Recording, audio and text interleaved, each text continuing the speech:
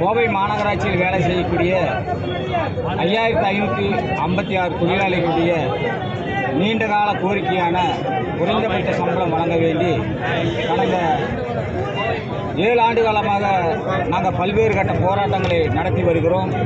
கடந்த மாதம் 5ஆம் தேதி நடைபெற்ற போராட்டத்தில் மாவட்ட ஆட்சித்தலைவர் அறிவித்த குறைந்தபட்ச சம்பளம் 62 படி 770 ரூபாய் சம்பளம் வேண்டி ஒரு மாபெரும் பெருந்திரள் போராட்டம் மாவட்ட ஆட்சித்தலைவரிடம் செய்தோம்.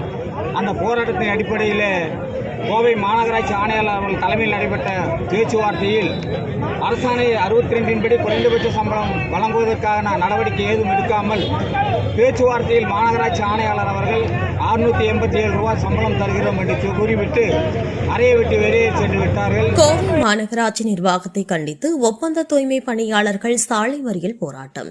சாலை மறியலில் ஈடுபட்டவர்களை காவல்துறையினர் கைது செய்ததால் பரபரப்பு. ஒப்பந்த தூய்மை பணியாளர்கள் அனைவரும் பணி நிரந்தரப்படுத்தப்படுவார்கள் என்ற 2021ஆம் ஆண்டு திமுக அறிவித்த தேர்தல் வாக்குறுதியை நிறைவேற்ற வலியுறுத்தியும் ஒப்பந்த முறையை ரத்து செய்து மாநகராட்சி நிர்வாகம் நேரடியாக தொழிலாளர்களுக்கு ஊதியம் வழங்க வேண்டும் என கோவை மாநகராட்சி நிர்வாகத்தை கண்டித்து ஒப்பந்த தூய்மை பணியாளர்கள் கோவை மாநகராட்சியை கண்டித்து இன்று 2வது நாளாக கோவை மாவட்ட ஆட்சியர் அலுவலகம் முன்பு 300க்கும் மேற்பட்ட தூய்மை பணியாளர்கள் சாலை மறியல் போராட்டத்தில் ஈடுபட்டதால் பரபரப்பு ஏற்பட்டது. இதனால் அரை மணி நேரம் போக்குவரத்து நெரிசல் ஏற்பட்டது. பின்னர் போராட்டத்தில் ஈடுபட உள்ளவர்களிடம் காவல்துறையினர் பேச்சுவார்த்தை நடத்தினர். இருப்பினும் கலைந்து செல்லாமல் தூய்மை பணியாளர்கள் போராட்டத்தில் ஈடுபட்டதால் காவல்துறையினர் கைது செய்து தூய்மை பணியாளர்களை அழைத்து சென்றனர். பணி நிரந்தரம் செய்யும் வரை அரசாணை 62 படியும் மற்றும் உச்சநீதிமன்றம் தீர்ப்பின்படியும் சம வேளைக்கு சம ஊதியம் வழங்க வேண்டும்.